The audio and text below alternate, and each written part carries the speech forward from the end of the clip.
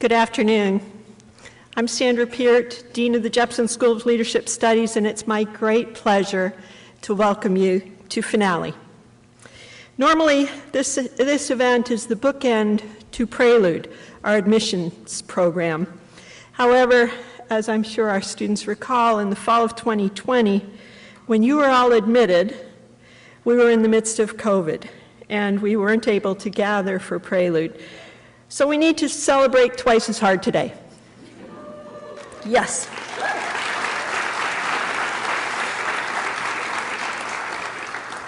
Despite the unusual circumstances that COVID presented, time has flown by. At this ceremony, we recognize the wonderful achievements of our graduating class, and we extend to all of you our congratulations and our very best wishes for a bright future. Over 500 of you registered for today's ceremony, making this one of our largest events ever. Welcome to all of our soon-to-be graduates and to the family members and friends who are joining us today. Please join me in thanking your professors, and I'd like to ask them to stand so that you may recognize them, who have inspired you during the last 4 years. Come on, come on.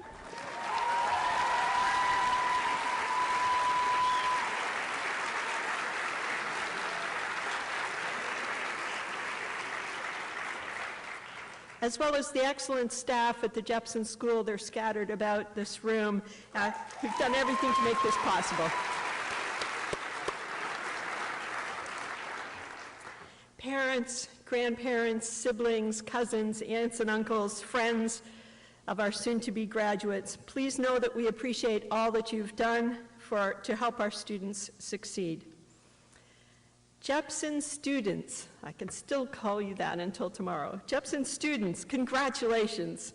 This is the largest Jepson School graduating class ever, with 80 majors and 17 minors. By way of comparison, we had 37 Jepson majors and 18 minors in 2008. So that's more than a 50% increase in our majors, and our graduating class size is, as I say, as large as it's ever been. You are Presidential, Richmond and Bonner Scholars, Will members, McDowell Center Fellows, University Innovation Fellows, and Architects for the University Equity Summit. You've served on APO, Student Conduct Council, Honor Council, and as speech and writing consultants, RAs, OAs, and tour guides. You were leaders for Hillel, the Spanish Conversation Club, the Peer Sexual Misconduct Advisors, UR Sports Analytics Club, Spiders Against Sexual Assault, and the Collegian. And you've been Division I athletes for women's cross country and track, men's lacrosse, field hockey, soccer, baseball, women's basketball, and football.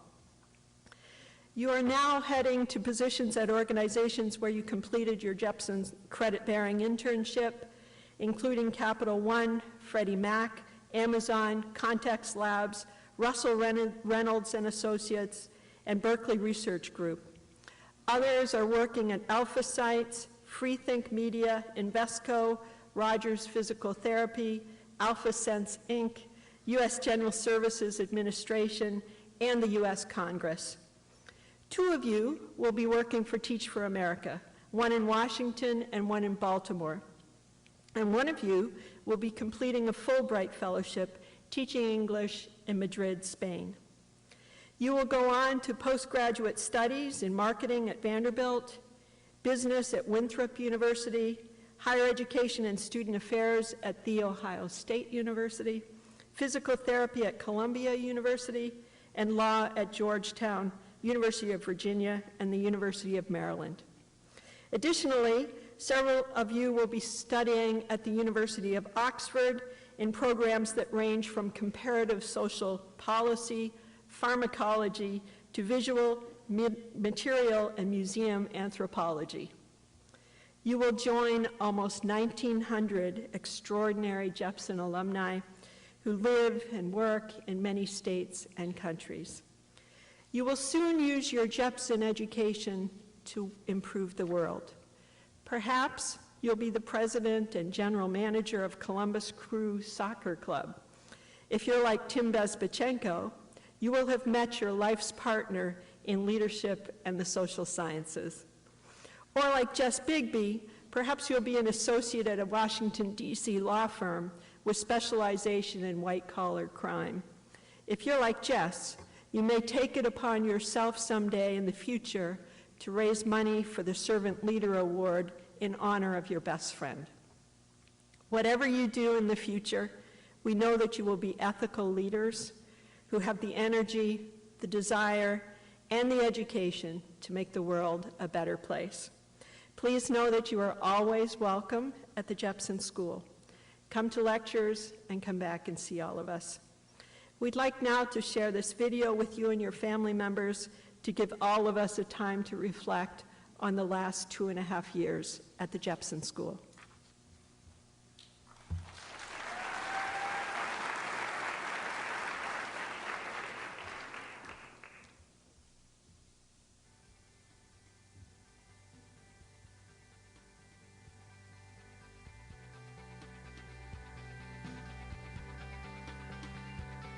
My favorite part about Jepson is the faculty, because I don't think there's a single person in Jepson that I haven't been able to rely on throughout my 4 years here.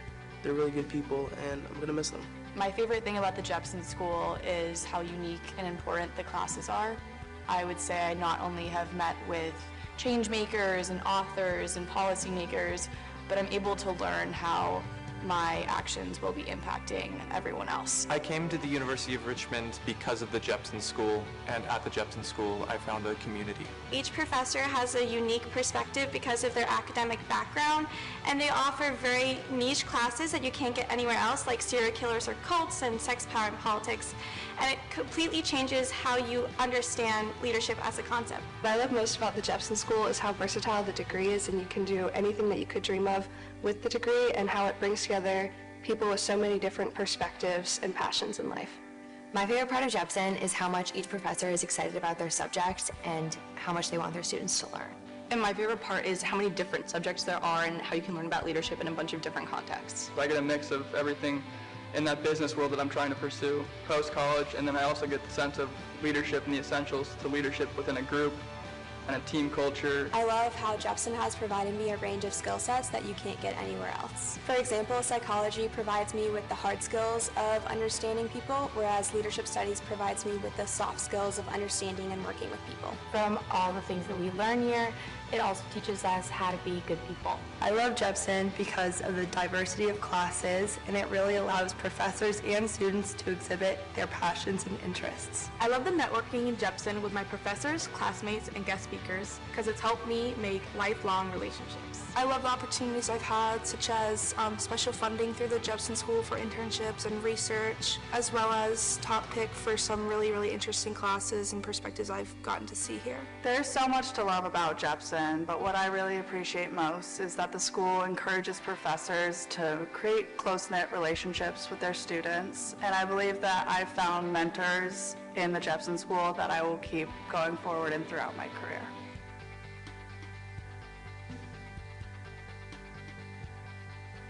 I would say the class that challenged me the most and kind of gave me that aha moment was Dr. Brazaio's critical thinking class. Really pushed me to be a better thinker and form better arguments, and I love the way it challenged me. Dr. Price's ethics class made me think differently about leadership. He made me think more about my own morals and how ethics isn't something that's so concretely defined and it's always changing. My favorite class that I've taken at Jepson is Killers and Cults with Dr. Henley. We talked about how media has impacted our fascination with serial killers and how people are really impacted by stories that aren't ours. My critical thinking class taught me to question things I've never questioned before and taught me how to defend my beliefs. My Justice and Civil Society class with Dr. Coker. It really challenged me to think critically about the world around me and about my preconceived notions, and I think it really made me a better person. My favorite Jepson class, or biggest aha moment, had to be in critical thinking, the ways in which we deconstructed arguments and looked at the logical flow and logical theory really helped me, especially in the LSATs and applying to law school. Dr. Hidalgo's critical thinking class is very thought-provoking. I was able to construct and pick apart arguments. I think the most important class I've taken at Jepson was leadership ethics. It was super interesting to learn about different philosophies and how they'll apply to different decisions that I'll make down the road in my life and career.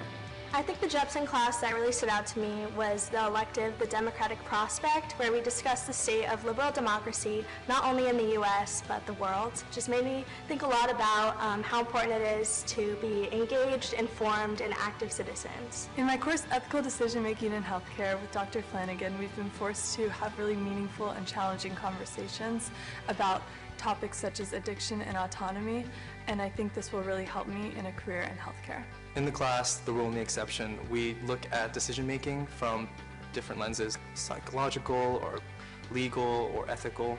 And that's one of the great things about Jepson is you just get this kind of multi-dimensional approach to so many specific topics. The class that has changed my thinking the most has been critical thinking with Dr. Price. We learned how to identify and avoid fallacies in our reasoning, and we also learned how to make convincing and reasonable arguments to lead. The most impactful class I've taken at Jepson is Ethical Decision Making in Healthcare. My classmates and I have been encouraged to tackle very controversial, sometimes uncomfortable issues. We've learned to come at it from a very understanding and open-minded perspective.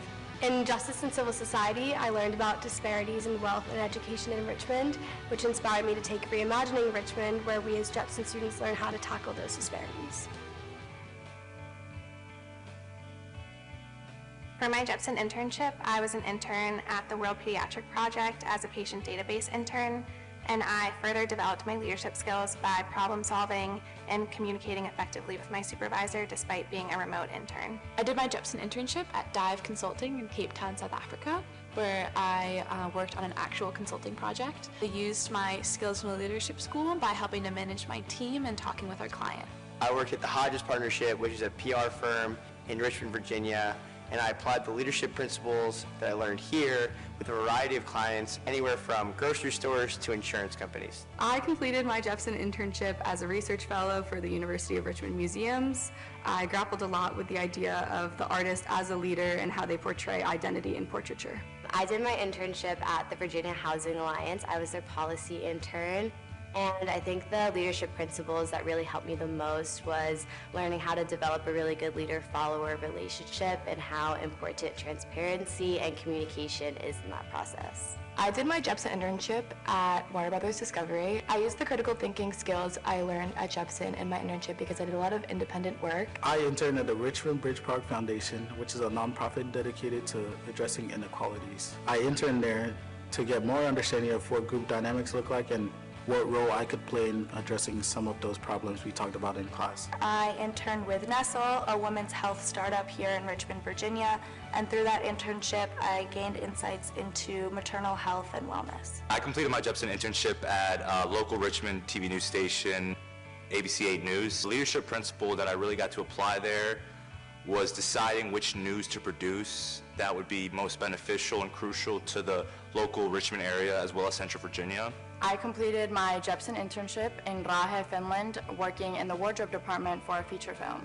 I had to utilize my knowledge of group dynamics and the difference between working in a big group of people, such as a 35-person production crew, and then a small wardrobe department, which only consisted of 4 people. I worked in the office of Virginia Governor Glenn Youngkin as a governor's fellow working in the office of the Secretary of Transportation. I had the opportunity to help craft policy memos for both the governor and the secretary. I completed my Jepson internship at the United Nations Information Center in Tokyo. I applied my leadership knowledge through examining how different cultural values and cultural standards affect the way in which leadership and followership relationships form.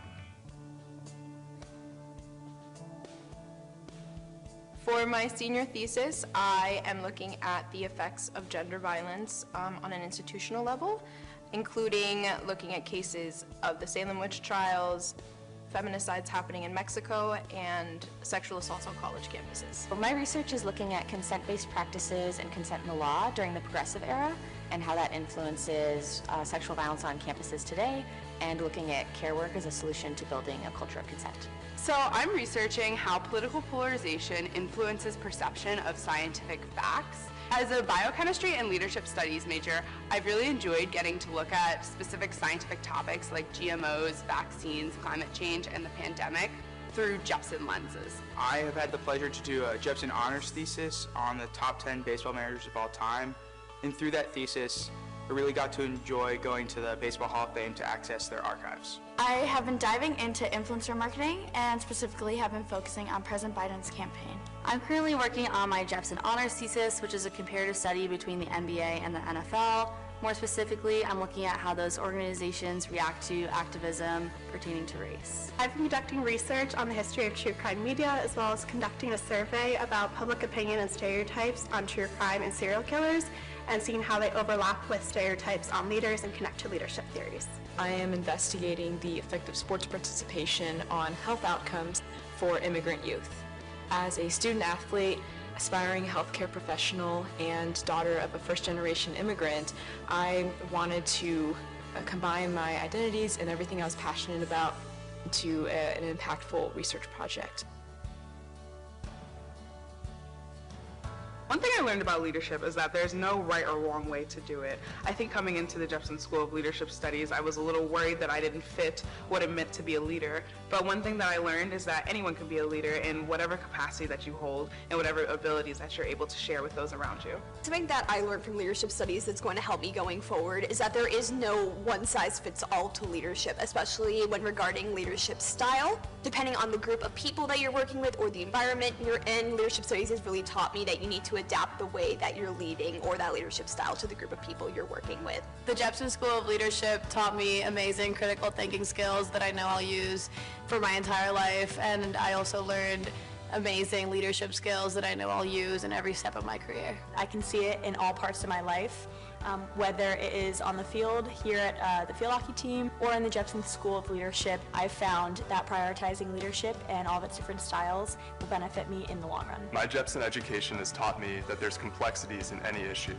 and that even if I'm not in a leadership position nominally, I always have the opportunity to help affect change. During my years at Jepson, I've learned how important it is to understand history in order to achieve effective leadership. At the Jepson School, I've learned about inclusivity and intersectionality, and these tools will help me be a leader in the nonprofit field. In all of my leadership classes, I've learned a lot about maintaining relationships both in the professional world and my personal life. I am double majoring in leadership studies and business administration, and through Jepson I have learned about group dynamic and how leaders emerge. This material has really helped me flourish in my business roles. I've learned that leadership can take on many forms, and that you don't necessarily have to be the boss to take a leadership role. After graduating from the University of Richmond, I will be working for Capital One in McLean, Virginia as a Human Resource Rotational Program Associate. I'm really excited to be able to apply my Leadership Studies degree, not only in the workplace, but also in the community, so that I can be the change that I want to see in the world. Following graduation, I am going to be an associate at Berkeley Research Group in Washington, D.C., doing healthcare litigation consulting, and I'm really excited about this opportunity because it's actually a return offer from my Jepson internship last summer. After graduation, I will be traveling a lot to some different countries around the world before returning to Amazon, where I completed my Jepson internship as a technical recruiter. After graduation, I'm going to be working for Russell Reynolds Associates as a research analyst in Dallas, Texas. This actually came about through my Jepson internship, which I found through a Richmond alum, and I'm really excited to get started in July. I plan to work as a reporter covering public policy and governance, and I'm hoping to go back to grad school for public policy in the next few years. I will be attending law school in the fall, hopefully pursuing a career in business litigation or intellectual property, specifically in the technology field. I don't know where yet, but hopefully with an answer by graduation. After graduation, I'll be moving to New York City to work with Alpha Sites in consulting and doing environmental communication strategy. After graduation, I will be working in sales and trading at Barclays in New York City, and then I hope to attend grad school, possibly pursue a PhD in behavioral finance, and then eventually become a professor at a university one day. After graduation, I'll be moving to New York to work as a business analyst for New York Life Investments, which is where I completed my summer Jepson internship. After graduation, I'm moving to Boston to work as a research analyst for a tech firm called Context Labs. This is where I completed my Jepson internship last summer, where I was given the opportunity to apply all the skills I learned at the Jepson School in the real world.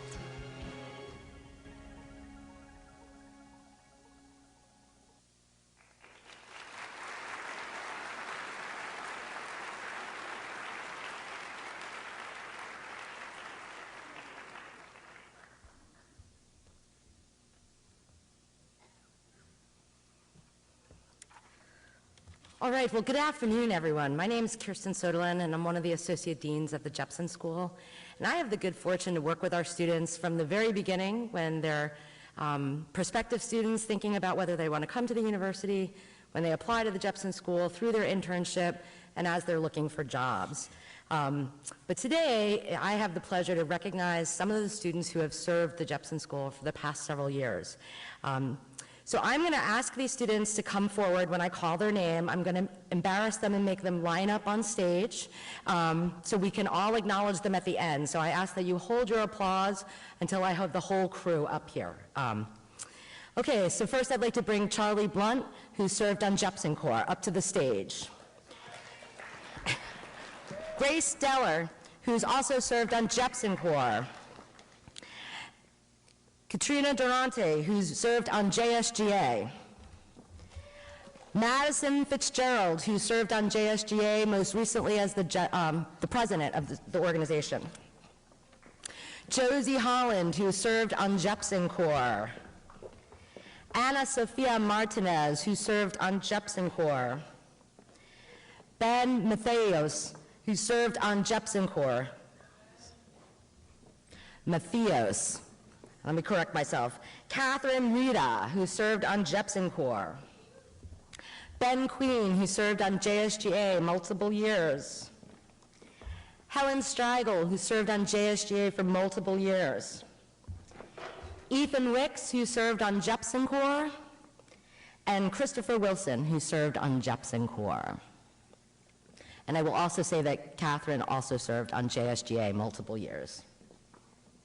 So as is always the case when we try to recognize students at the Jepson School, we always try to give them good Jepson swag. So that is what we are sharing with them today. Can I have a round of applause for the students? Oh God, come on, Helen.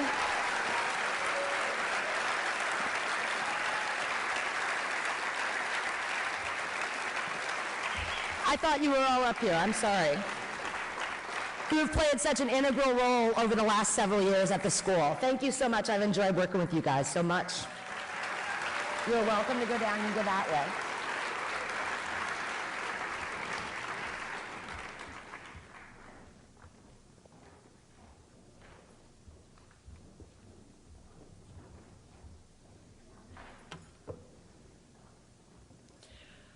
My name is Kristen Bazzaio. I'm the other Associate Dean of the Jepson School. Just to confuse you all, Kirsten, Kristen, we like to roll that way.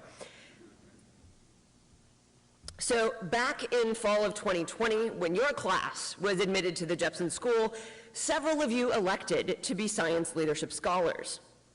The goal of the program is to provide students with the opportunity to study leadership in the context of scientific pursuits, the ethical challenges associated with the way that science is conducted, and the impact that science has on the global community. At this time, I ask that all Science Leadership Scholars stand at your seats and be recognized as having completed the program.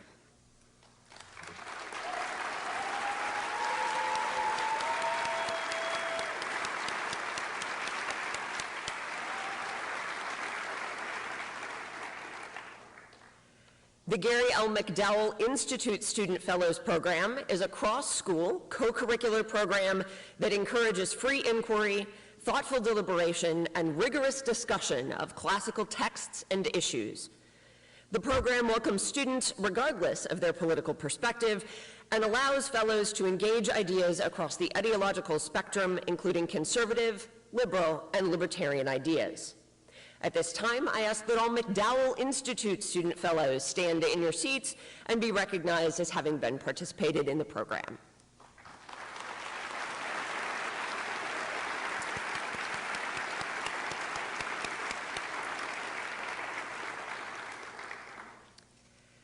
The Jepson School of Leadership Studies Honor Society recognizes outstanding academic achievement in leadership studies.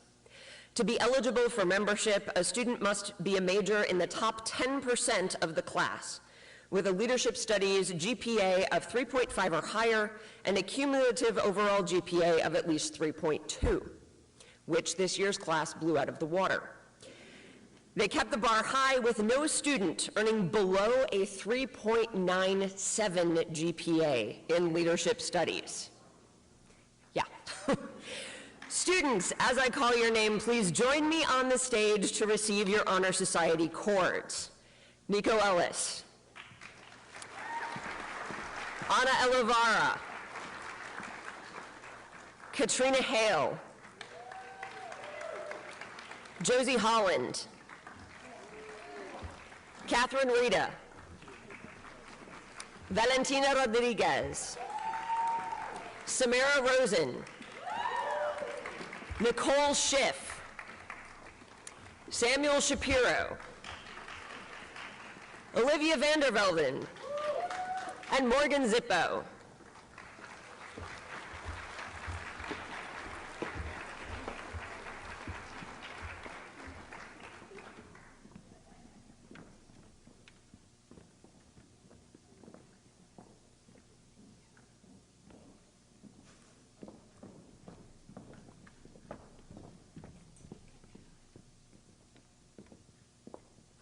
Final round of applause for our Honor Society students.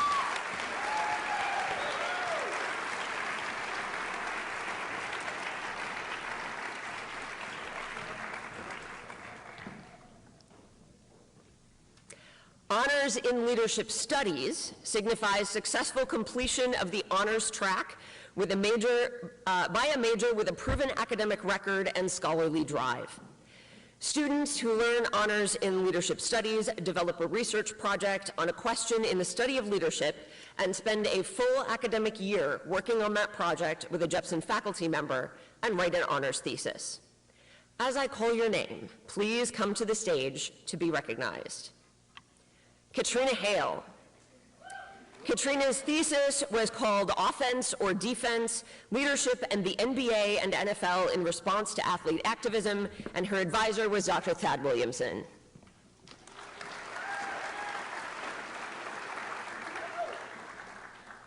Sophia Hartman. Sophia's thesis was entitled Care or Compliance, an examination of sexual violence and institutional responses at 2 crisis points. Her advisor was Dr. Lauren Henley.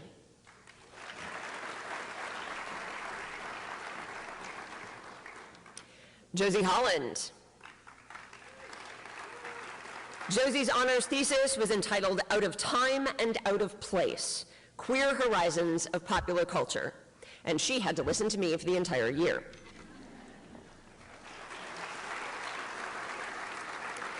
Emma Kennedy.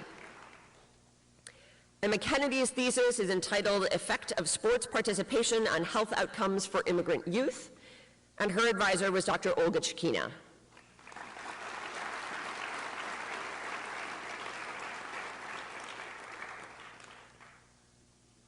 She has a long way to walk.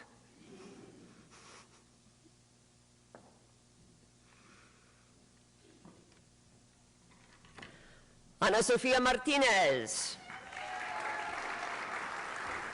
Sophia's thesis is entitled Gender-Based Violence in All Its Erasure. And she worked with me and with Dr. Mariela Mendez from Latin American and Iberian Studies.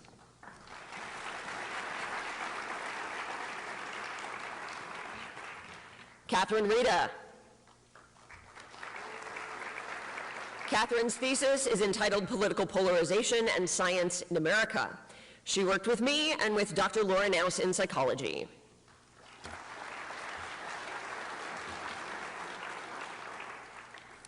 And Sam Shapiro. Sam's thesis is entitled A Necessary Evil, a leadership analysis of Major League Baseball's best managers.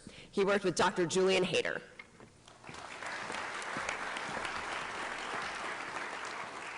Final round of applause for our honors students.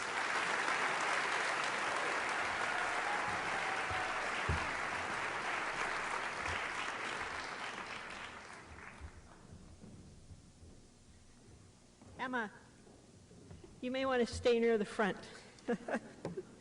It's now my pleasure to tell you a little bit about the Frederick M. Jablin Award for Undergraduate Research. The Frederick M. Jablin Award for Undergraduate Research is given in honor of Dr. Fred Jablin, beloved professor at the Jepson School and a wonderful scholar. He had a passion for research, and he delighted in working with young scholars to foster similar enthusiasm in them. The 2022-2023 Jablin Award recipient is Emma Kennedy.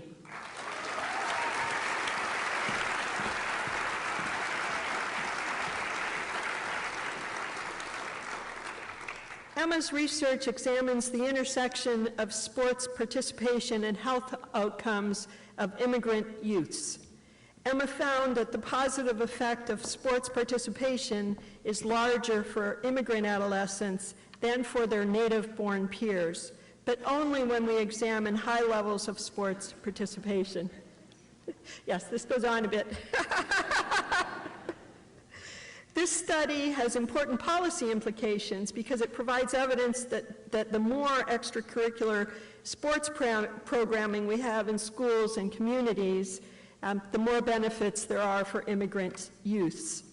Given the demographic projections in the U.S., immigrant populations will continue to increase, and it is now more important than ever to make sure that their outcomes are optimized. Dr. Olga Chikina, Emma's honors thesis advisor, wrote that Emma was very eager to work to go above and beyond the requirements of business as usual thesis work. At one point, Chikina continues, she needed to do something that was complicated, more complicated than her skills at the time allowed. It would have been absolutely okay to have me, that is Olga, do it for Emma, and then just try to understand the general principles behind what they were trying to measure. But Emma was like, I would really want to understand exactly why we were doing it the way we are doing it and the mechanics behind it, end quote. Emma truly wants to learn. Emma, congratulations. Now you may leave.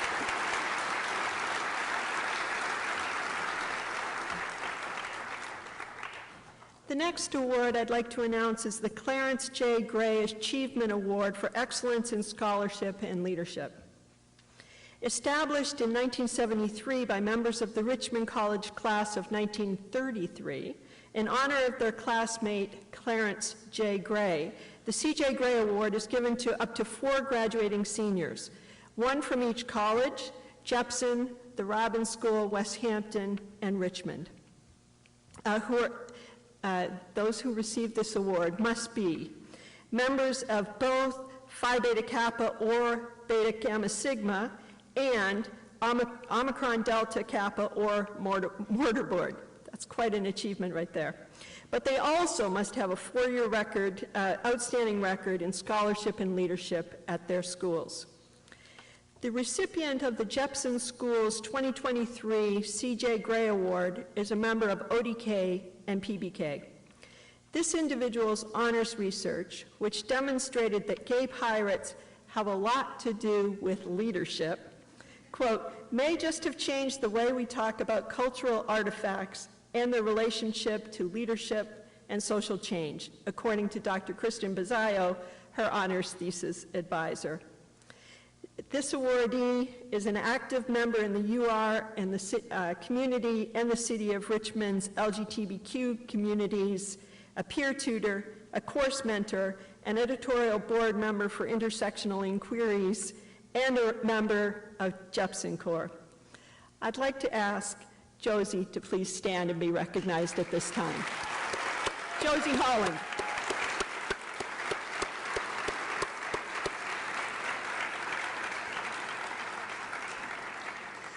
Josie will be formally recognized this evening at a dinner, and you will also see her tomorrow carrying the colors for the Jepson School at commencement.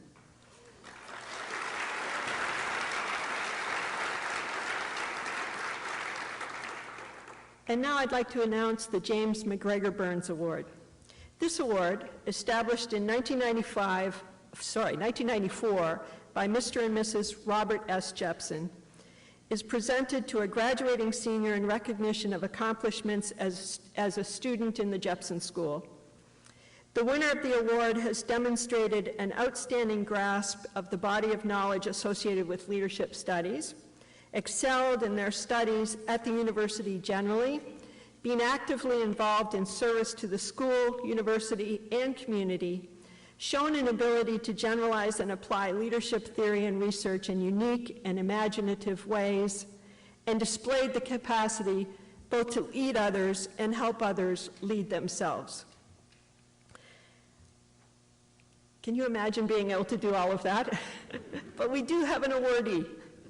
Several Jepson faculty members noted that the 2023 Burns recipient was intellectually curious and made thoughtful contributions in class and their reflections. One faculty member shared that this individual's formal writing samples were models, quote, of originality, that they would not only, this person would not only identify a topic, but genuinely try to question a conventional analysis and develop a perspective not found in their sources, end quote. Another professor wrote that this individual's, quote, combination of dedication, learning, curiosity, and empathy are very rare, and that they embody the spirit of those who the university aspires to be. Others talked of this person's, quote, delightful combination of earnestness and lightheartedness, and their willingness to forego birthday plans to have a dinner with a visiting scholar. This person now must know that he's about to receive the award. This year's recipient has sought experiential opportunities to learn about politics and justice, working with the Virginia General Assembly and a legal services organization. They also presented their research on the Supreme Court justice at a conference this past semester. Whether engaging in critical reflection on important issues as a McDowell Institute student fellow, or introducing and interviewing authors who are part of the Jepson Leadership Forum, that would have been Ann Applebaum, I believe, this individual demonstrates poise, maturity, and enthusiasm. It's my pleasure to present the 2023 James McGregor Burns Award to Nico Ellis.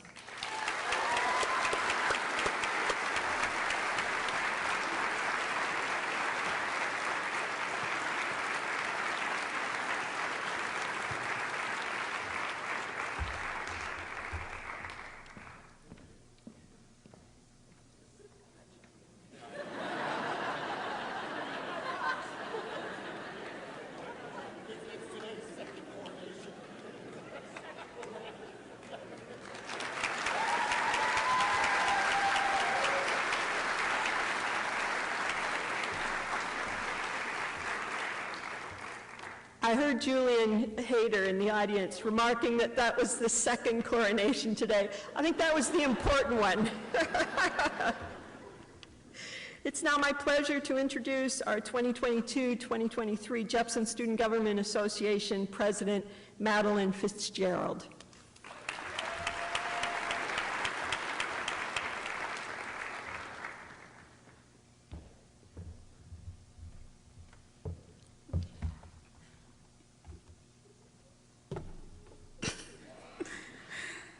Good afternoon, students, parents, faculty, and staff. My name is Madison Fitzgerald, and over the past year, it has been an honor to serve you all as Jepson Student Government Associate President. To my fellow seniors, I'd like to extend my congratulations. In just about 24 hours, each of us will get to walk across that stage in the Robbins Center to begin the rest of our lives. I'm not going to talk about what happens after graduation, because I don't even want to talk about what happens after graduation. So instead, I wanted to talk about these last 4 years, because it's really been a lot. I won't go too much into detail, we all actually lived it. But for those of us in the audience who weren't on our small liberal arts campus, let's start with freshman year. The COVID-19 pandemic started during our spring semester, cutting off our first year, and into sophomore year, it was a bit of a nightmare. Only one of my 2 classes each semester was in person, and at times, people spent entire days in their rooms. You can imagine how it looked. Junior year, the pandemic seemed distant as students became interested in campus issues, including the names of buildings on campus and the treatment of students of color on campus while we were searching for internships to complete our Jepson requirement. And while we made it to a semi-normal senior year, almost all of us still run into that earth-shattering question asked by our relatives. So what are you doing after graduation? Have you figured it out yet? It's almost as bad as when we first told our parents that we were majoring in leadership studies. What can you even do with that degree anyways? In sum, our class is marked for greatness for our perseverance during some of the most challenging times our campus and our world has ever seen. However unwilling we were to adapt to the challenges over these past 4 years, and there were a ton, we came out more adapted, more determined, and more prepared than ever to enter the real world following graduation. For whatever life throws at us, I have no doubt each and every person in this room will catch it and make something great of it. So that brings me back to today. We graduate tomorrow, and unfortunately, we're all going to approach that one family member, and they're gonna ask that question for the third time since getting their graduation ticket. But even if you don't have the details nailed down, I have no doubt each and every one of you in this room will be the change makers the Jepson School has prepared you to be. To the parents, please be patient with your seniors. Most of us are tired and hungry and want to go home. You all have been a guiding light in all of our lives, and in this next chapter, although we may be moving forward with our journey, you won't be left behind, and your support will never be forgotten. And finally, to the faculty and staff, you all have seen the good, the bad, and the ugly parts of these last 4 years. In a way, you all experienced many of these challenges alongside us, and you all showed resilience while continuing to truly connect with us, teach with us, and grow with us. And for that, you will always have a special place in our hearts. Once again, I would like to congratulate you all, the Jepson School of Leadership Studies class of 2023. Tomorrow, while you're wondering what the world has in store for you following a 3-hour ceremony with boatloads of speeches, remember that among all the hardships that seemed insurmountable at the time, the University of Richmond and the Jepson School has prepared you all to be great. Thank you.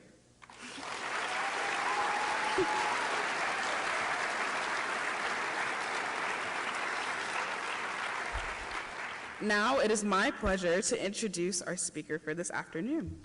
As an accomplished higher education administrator in Virginia for more than 25 years, former dean of the Jepson School from 2002 to 2006, and president emeritus of Washington and Lee University, Dr. Kenneth P. Ruscio returned to the Jepson School of Leadership Studies in January 2019, where he served as a senior distinguished lecturer at the Jepson School from January 2019 to December 2022. A lot of work. Immediately prior to returning to the Jepson School, Dr. Ruscio served as president of the Virginia Foundation for Independent Colleges from 2017 to 2018. He served as president of Washington and Lee University from 2006 to 2016, where he held both faculty and staff positions from 1987 to 2002. Dr. Ruscio has led and served on numerous academic, professional, and civic communities, including as president of the National Leadership Society, Omicron Delta Kappa, and as board chairman of the Association of American Colleges and Universities. An expert on democratic theory and public policy and author of The Leadership Dilemma in Modern Democracy, Dr. Ruscio taught courses focused on democracy, its history and principles, political leadership, and how these topics are used to interpret the current state of affairs in American democracy. Please join me in welcoming Dr. Kenneth Ruscio.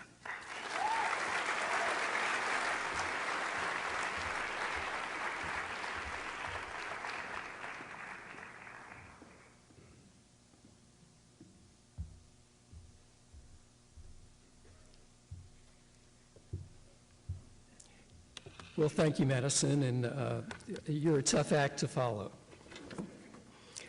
My thanks to everyone, friends and colleagues from the faculty and staff, and the graduates and their families for letting me be a part of your celebration this weekend. Commencement is a big deal, especially and obviously for the graduates, and I'm truly honored to be with you. But I despair about my ability to contribute in any meaningful way to the significance of what lies ahead for you, the graduates, in the next 24 hours. If my experience is any guide, you will remember few details of the ceremonies and events. You will instead have impressions and blurred images, and years from now will recall mostly the emotions that flowed over you, the reminders of friendships, the anticipation of what lies ahead, the sadness of leaving a place that has provided more than its share of great moments for you. And I share some of these emotions. This is a kind of finale for me as well, and I find myself filled with gratitude to you, the seniors I've been privileged to teach, to the faculty and staff for allowing me to wrap up a career doing what I enjoyed the most, and in a place that has long held such meaning for me professionally and personally. I am and will forever remain grateful. Speaking of emotions, a brief word to the parents. When you first left your child here a few years ago, it was with a mixture of pride and anxiety. Today, you are even more proud, but in truth, still a little anxious. Anxiety is what parents do best. But today and tomorrow of all days, let pride overtake whatever worries lurk in your psyche. Monday morning will come soon enough. One of my favorite authors is Richard Russo. In one of his novels, he writes, "It's not an easy time for any parent. This moment when the realization dawns that you have given birth to something that will never see things the way you do, despite the fact that it is your living legacy, that it bears your name." As a parent, I remember reading that at first with a tinge of sadness, but one that was quickly replaced by pride. After all, isn't that exactly what we hope for? An independent individual with her own distinctive personality, with ambitions and interests all her own. That undoubtedly dawned upon you long before today, but it's fitting this weekend to look back at the many milestones that brought you to this proud moment.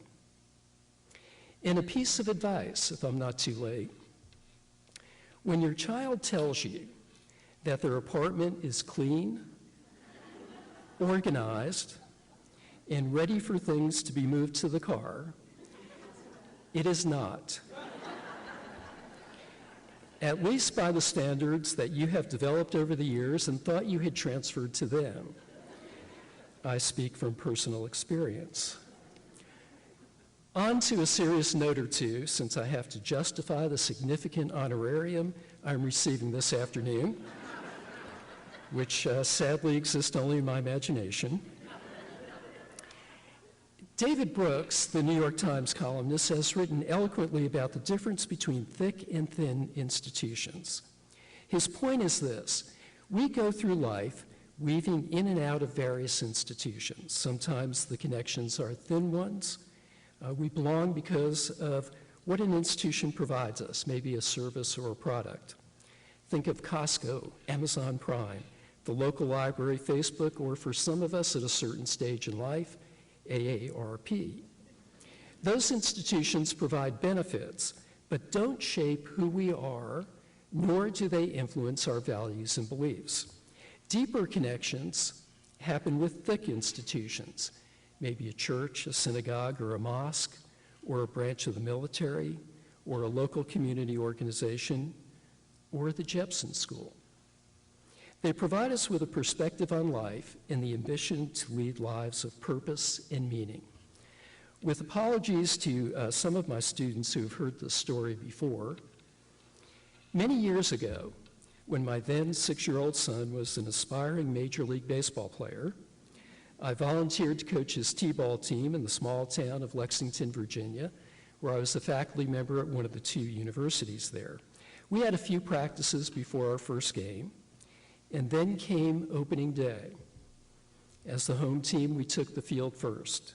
My assistant coaches and I assigned each player his or her position and showed them where to place themselves. The first batter lifted a pop-up just beyond the reach of the second baseman. What happened next took only seconds, but in my memory, it unfolds in slow motion. Our team's defensive center of gravity shifted, with the ball acting as a magnetic force field. As the runner bolted to first base, sprinted to second, and then charged to third, we had reasonable shots to get him at every turn, except for the fact that all our fielders were clustered in right field.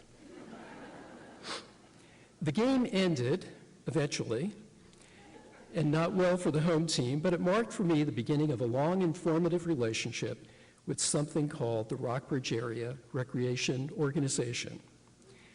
There were other equally comical coaching assignments along the way, and I chaired its board for a few years. I worked with a range of people in the community, most of whom were very, very different than me, either more privileged or less privileged, either more conservative or more liberal, either longstanding Southerners or transplanted ones like me. We had nothing in common except a shared love for our children and their success in life. That brought us together despite our differences. In short, RARO, as it was known, became for me one of those thick institutions shaping my character, values, and beliefs, and perspective on life.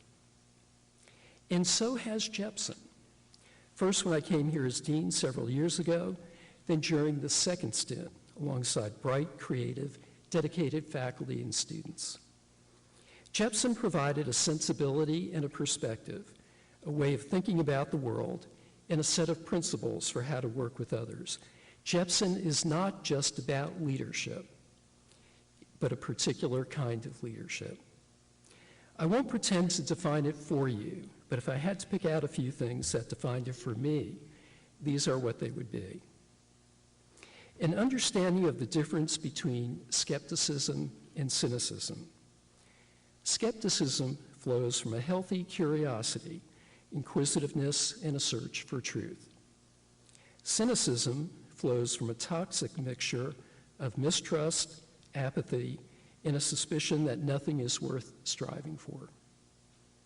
A belief in the power of reason when it comes to the formation of opinions, and perhaps as important, in how we express ourselves.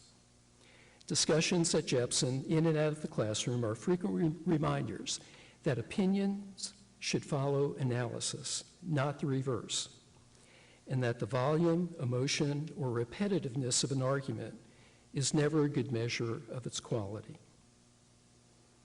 Another pillar, finding that delicate balance between having the courage of your convictions and the humility that comes with knowing you still have much to learn and that you may be wrong. And finally, the importance of appealing to what unites us rather than divides us. I worry a great deal about the model of leadership currently on display in our society. It is cynical rather than skeptical. It is emotional and impulsive rather than reasoned and restrained. It thrives on appeal to our differences rather than what we have in common. It privileges certitude as if sounding sure of yourself is more important than actually being sure of yourself. It makes no gesture to what Lincoln called the better angels of our nature, but instead assumes an inherent selfishness. It doesn't lift us up, it drags us down. I often revisit the essays by Václav Havel, the writer who years ago resisted communist rule in Czechoslovakia and later found himself president of its emerging democracy. It is ironic that someone raised in a communist regime became one of the most eloquent explainers of good democratic leadership. He pushed back against the idea that to be a leader, especially a political leader, you have to be a jerk. Though his words are now more than 3 decades old, they are especially worth recalling today. If your heart is in the right place and you have good taste, not only will you pass muster in politics, you are destined for it. If you are modest and do not lust after power, not only are you suited to politics, you absolutely belong there. It is not true that a person of principle does not belong in politics. It is enough for his principles to be leavened with patience, deliberation, a sense of proportion, and an understanding of others. It is not true that only the unfeeling cynic, the vain, the brash, and the vulgar can succeed in politics. Such people, it is true, are drawn to politics, but in the end, decorum and good taste always count for more. And to sum up Havel's approach, which to me sums up the Jepson approach, he said this: there is only one way to strive for decency, reason, responsibility, sincerity, civility, and tolerance.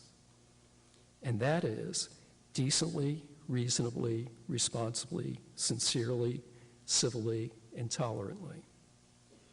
Jepson graduates always faced headwinds. Those winds are blowing like a gale force at the moment. If ever a place like Jepson was needed, it is now more than ever. If ever we needed future leaders like you, it is now more than ever.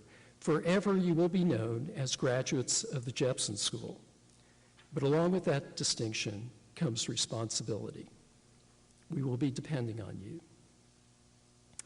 A few final words before you leave this university. If you have not already done so, take a few moments for one last look at those places you've passed every day the last few years, but never will again in the same way. The front doors to Jepson Hall, the hill in front of Boatwright Library, the passageway in the Tyler Haynes Commons that is impassable during the rush between classes, the Robbins Center, or any other landmarks that may have particular meaning for you. And think back of the milestones along the way. The congratulatory message from the admissions office, your first days on campus as a freshman, the message from the Jepson School letting you know you're in, maybe your last game as a Spider, or your thesis defense, or your last JSGA meeting. Think too of the faculty member who saw an interest or aptitude within you and nurtured it into a passion, or the staff member who helped you through a rough patch. Take it all in as best as you can, for tomorrow at this time, it will dawn on you that your students' days have been relegated to the portion of your mind reserved for memories. You sit here this afternoon among the friends you've made for life. In the years to come, you will celebrate with them weddings and the birth of your children. You will share in their achievements. You will console and comfort each other during your times of loss.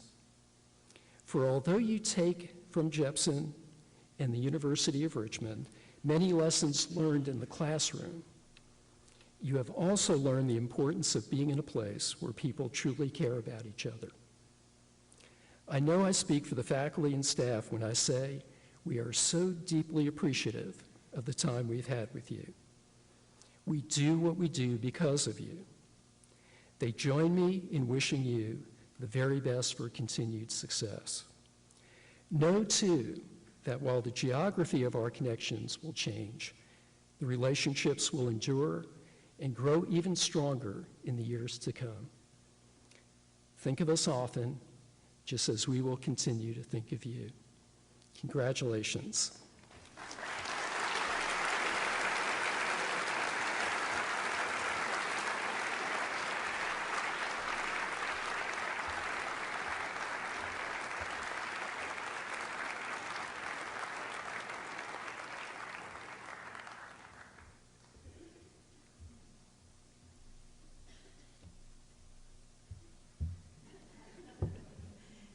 That rectangular device is known as the Peart box. I take it many places. Please join me in thanking Ken Ruscio for such wonderful remarks.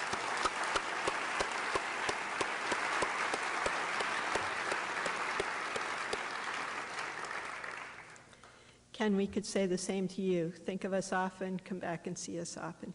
It's been wonderful having you in Jepson Hall. We're almost at the end, I promise. Many of you know that Dr. Al Goethals is retiring this year after a long and distinguished career. When warranted, the dean of a school may apply to the university's trustees to offer a special lifetime status, emeritus, reserved for faculty who are recognized scholars and teachers. It's my pleasure to let you know that the Board of Trustees granted emeritus status to Al Goethals in recognition of his many accomplishments. In addition, this past Thursday, Dr. Goethals was presented with the Jepson School Award for Leadership and Service. Congratulations, Al. You will be missed.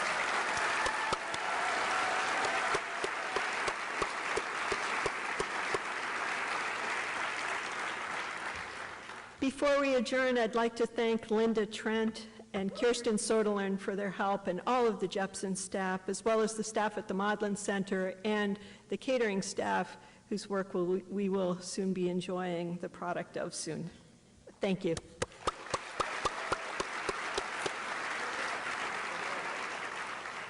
And now I want to encourage you to enjoy the next hour of conversation with your loved ones and with the faculty and staff of the Jepson School. Please be sure to pick up the awards insert for your program as you leave, and please join us for refreshments outside in the Maudlin Center courtyard. It's a beautiful afternoon for it. Thank you very much, and congratulations again.